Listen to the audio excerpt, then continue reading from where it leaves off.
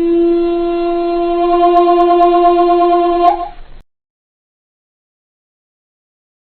ओम श्री ओम श्री ओम। ओम नमो भगवते वासुदेवाय नमस्ते। श्रीमद्भगवत महापुराण चतुर्थ स्कंध अथ 21वां अध्याय।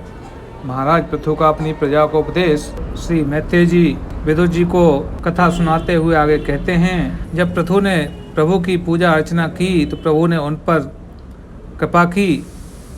इसके पश्चात प्रभु अपने धाम को चले गए और राजा पृथु अपनी राजधानी को आए। उस समय महाराज पृथु का नगर सर्वत्र मोतियों की लड़ियों, फूलों की मालाओं, रंग बिरंगे वस्त्रों, सोने के दरवाजों और अत्यंत सुगंधित पुष्पों से सुशोभित था। उनकी गलियां, चौक और सड़कें चंदन और अगर के जल से सींच दी गई थीं तथा उसमें पुष्प, अक्षत, यवांकुर, खील और दीपक आदि मांगलिक द्रव्यों से सजाया गया था। वह ठौर ठौर पर रखे हुए फूल के गुच्छे से युक्त केले के खम्भे और सुपारी के पौधों से बड़ा ही मनोहर जान पड़ता था तथा सब ओर आम आदि वृक्षों के नवीन पत्तों की बंधनवारों से विभूषित था। तब महाराज ने नगर में प्रवेश किया।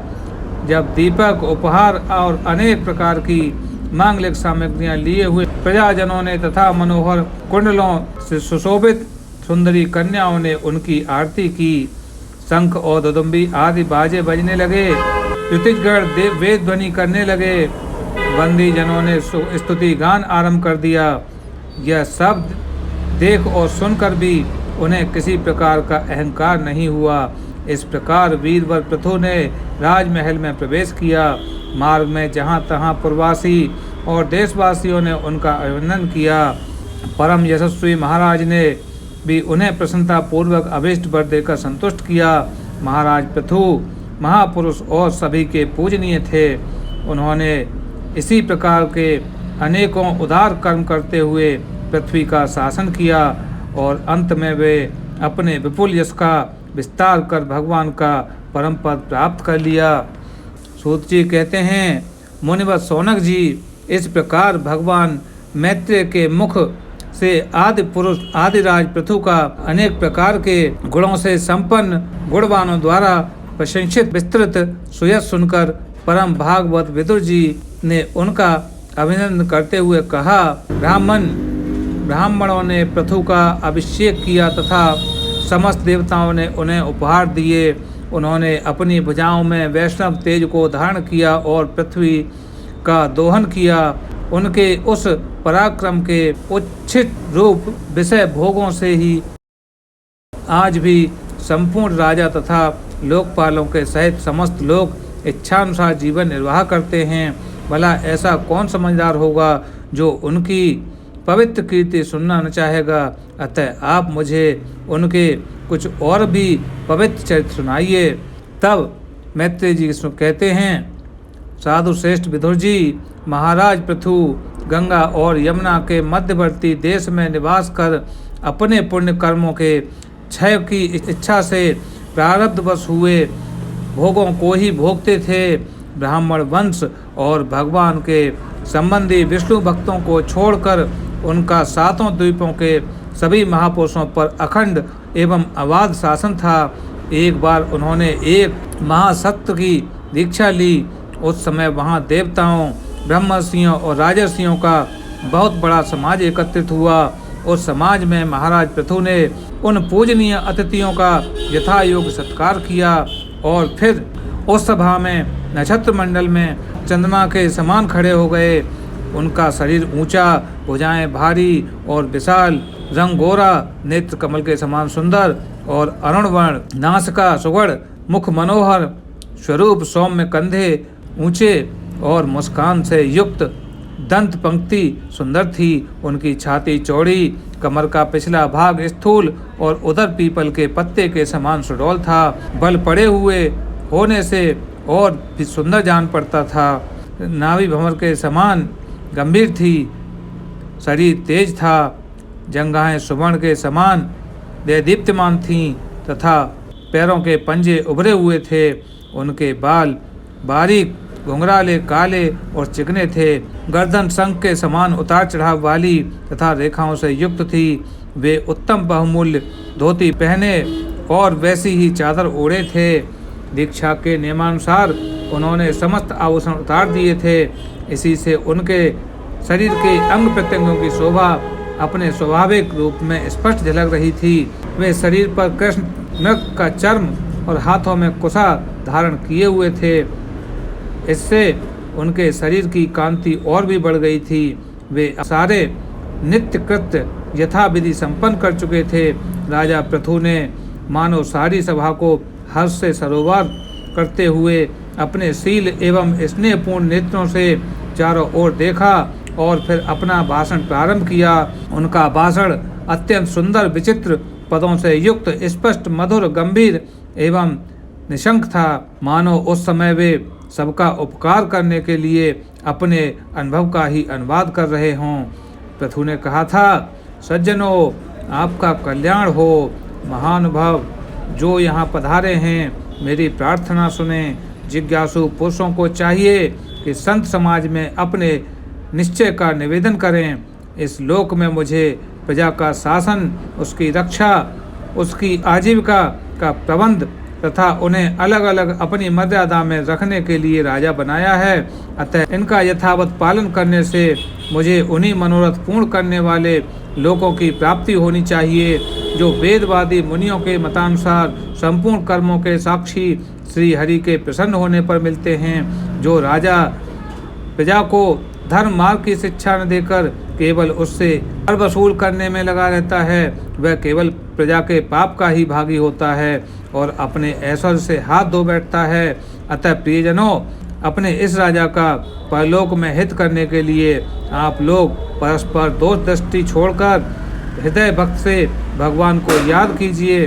अपने इस राजा का परलोक में हित करने के लिए आप लोग परस्पर दोष दृष्टि छोड़कर हृदय से भगवान को याद रखते हुए अपने अपने कर्तव्य का पालन करते रहिए, क्योंकि आपका स्वार्थ भी इसी में है और इस प्रकार मुझ पर भी आपका बड़ा अनुग्रह होगा। विशुद्ध चित्त देवता, पितर और महर्षिगण, आप भी मेरी इस प्रार्थना का अनुमोदन कीजिए, क्योंकि कोई भी कर्म हो, मरने के अनंतर उसके कर्ता, उपदेष्टा और समर्थकों को उसका समान फल मिलता है। माननीय सज्जनों, किन्हीं श्रेष्ठ महानुभावों के मत में तो कर्मों का फल देने वाले भगवान यज्ञपति ही हैं, क्योंकि इहलोक और परलोक दोनों ही जगह कोई शरीर बड़े तेजोमय देखे जाते हैं। मनु, उत्तानपाद, महीपति, ध्रुव, राजर्षि प्रियव्रत तथा हमारे दादा अंग तथा ब्रह्मा, शिव, प्रहलाद, बलि और इसी कोटि के अन्य महावों के मतों में तो धर्म, अर्थ, काम, मोक्ष रूप चतुर्वर्ग तथा स्वर्ग और अपवर्ग के स्वाधीन नियामक कर्म फल दाता रूप से भगवान गदाधर की आवश्यकता होती है। इस विषय में तो केवल मृत्यु के दोहित वेन आदि कुछ सोचनीय और धर्म विमूढ़ लोगों का ही मतभेद है। अतः इसका कोई विशेष महत्व नहीं हो सकता। जिनके चरण कमलों की सेवा के लिए निरंतर बढ़ने वाली अभिलाषा, उन्हीं के चरण नख से निकली हुई गंगा जी के समान संसार ताप से संतप्त जीवों के समस्त जन्मों के संचित मनोबल को तत्काल नष्ट कर देती है। जिनके चरण कमल का आश्रय लेने वाले पुरुष सब प्रकार के मानसिक दोषों को धो डालता है तथा वैराग्य और तत्व साक्षात्कार रूप बल पाकर फिर इस दुखमय संसार चक्र में नहीं पड़ता, और जिनके चरण कमल सब प्रकार की कामनाओं को पूर्ण करने वाले हैं, उन प्रभु को आप लोग अपनी अपनी आजीविका के उपयोगी वर्णाश्रमोचित अध्यापनादि कर्मों तथा ध्यान, स्तुति, पूजा, मानसिक, वाचिक एवं शारीरिक क्रियाओं के द्वारा भजें। हृदय में किसी प्रकार का कपट न रखें तथा यह निश्चय रखें कि हमें अपने अपने अधिकारानुसार इसका फल अवश्य प्राप्त होगा। भगवान स्वरूपतः है ज्ञान घन और समस्त विशेषणों से रहित हैं, किंतु इस कर्म मार्ग में जौ, चावल आदि विविध द्रव्य, शुक्लादि गुण, अवधात आदि क्रिया एवं मंत्रों के द्वारा और अर्थ, आशय, लिंग तथा ज्योतिमोष्टम आदि नामों से संपन्न होने वाले अनेक विशेषण युक्त यज्ञ के रूप में प्रकाशित होते हैं। जिस प्रकार एक ही अग्नि भिन्न भिन्न काष्ठों में उन्हीं के करादि के अनुरूप भासती है, उसी प्रकार वे सर्वव्यापक प्रभु परमानंद स्वरूप होते हुए भी प्रकृति, काल और वासना दृष्ट से उत्पन्न हुए शरीर में विषयाकार बनी हुई बुद्धि में स्थित होकर यागादि क्रियाओं के फल स्वरूप अनेक प्रकार के जान पड़ते हैं। अहो, इस पृथ्वी तल पर मेरे जो प्रजाजन यज्ञ भोक्ताओं के अधीश्वर सर्वगुरु श्री हरि का एक निष्ठा भाव से अपने अपने धर्मों के द्वारा निरंतर पूजन करते हैं, वे मुझ पर बड़ी कृपा करते हैं। सहनशीलता, तपस्या और ज्ञान इन विशिष्ट विभूतियों के कारण वैष्णव और ब्राह्मणों के वंश संभवतः ही उज्जवल होते हैं। उन पर राज कुल का तेज और धन, ऐश्वर्य आदि समृद्धियों के कारण अपना अपना प्रभाव न डालें। ब्रह्मादि समस्त महापुरुषों में अग्रणी ब्राह्मण भक्त पुराण पुरुष श्री हरि ने भी निरंतर इन्हीं के चरणों की वंदना करके अविचल लक्ष्मी और संसार को पवित्र करने वाली कीर्ति प्राप्त की है। आप लोग भगवान के लोक संग्रह रूप धर्म का पालन करने वाले हैं तथा सर्वंतर्यामी स्वयं प्रकाश ब्राह्मण प्रिय श्री हरि प्रिय वंश की सेवा करने में ही परम संतुष्ट हैं। अतः आप सभी को सब प्रकार से विनय पूर्वक ब्राह्मण कुल की सेवा करनी चाहिए। इनकी नित्य सेवा करने से शीघ्र ही चित्त शुद्ध हो जाने के कारण मनुष्य स्वयं ही ज्ञान और अभ्यास आदि के बिना परम शांति अर्थात मोक्ष को प्राप्त कर लेता है। अतः लोक में इन ब्राह्मणों से बढ़कर दूसरा कौन है जो भविष्य भोजी देवताओं का मुख हो सके। उपनिषदों के ज्ञान परक वचन एकमात्र जिनमें ही गतार्थ होते हैं, वे भगवान अनंत इंद्रादि यज्ञीय देवताओं के नाम से तत्वगानियों द्वारा ब्राह्मणों के मुख में श्रद्धा पूर्वक हवन किए हुए पदार्थों को जैसे चाव से ग्रहण करते हैं, वैसे चेतना शून्य अग्नि में होम हुए द्रव्य को नहीं ग्रहण करते। द्रव्यगण जिस प्रकार स्वच्छ दर्पण में प्रतिबिंब का भान होता है, उसी प्रकार जिससे इस प्रकार प्रपंच का ठीक ठीक ज्ञान होता है, उस नित्य शुद्ध और सनातन ब्रह्म वेद को जो परमार्थ तत्व की उपलब्धि के लिए श्रद्धा, तप, मंगलमय आचरण, अध्याय विरोधी वार्तालाप के त्याग और संयम और समाधि के अभ्यास द्वारा धारण करते हैं, उन ब्राह्मणों के चरण कमलों की धूल को मैं आयु पर्यंत अपने मुकुट पर धारण करूं, क्योंकि उसे सर्वदा सिर पर चढ़ाते रहने से मनुष्यों के सारे पाप तत्काल नष्ट हो जाते हैं और संपूर्ण गुण उसकी सेवा करने लगते हैं। उस गुणवान, शील संपन्न, कृतज्ञ और गुरुजनों की सेवा करने वाले पुरुष के पास सारी संपदाएं अपने आप आ जाती हैं। अतः मेरी तो यही अभिलाषा है कि ब्राह्मण कुल गौवंश भक्तों के सहित श्री भगवान मुझ पर प्रसन्न चित्त रहें।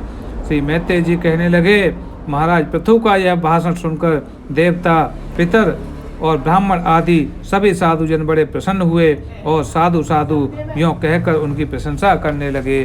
उन्होंने कहा, पुत्र के द्वारा पिता पुण्य लोकों को प्राप्त कर लेता है, यह श्रुति यथार्थ है। पापी बेन ब्राह्मणों के शाप से मारा गया था, फिर भी इनके पुण्य बल से उसका नरक से निस्तार हो गया। उसी प्रकार हिरण्यकश्यप भी भगवान की निंदा करने के कारण नरक में गिरने वाला था कि अपने पुत्र प्रहलाद के प्रभाव से उन्हें पार कर गया। वीरवर पृथु जी, आप तो पृथ्वी के पिता हैं और सब लोगों के एकमात्र स्वामी श्री हरि में आपकी ऐसी अविचल भक्ति है, इसलिए आप अनंत वर्षों तक जीवित रहें। आपका सुयश बड़ा पवित्र है। आप उदार कीर्ति ब्राह्मण देव श्री हरि की कथाओं का प्रचार करते हैं।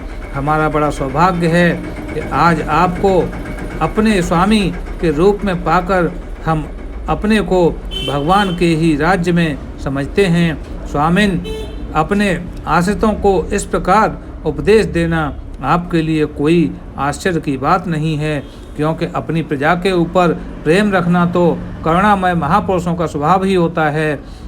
हम लोग प्रारब्धवश विवेकहीन होकर संसारण्य में भटक रहे थे, सो प्रभो आज आपने हमें इस अज्ञान अंधकार से पार पहुंचा दिया।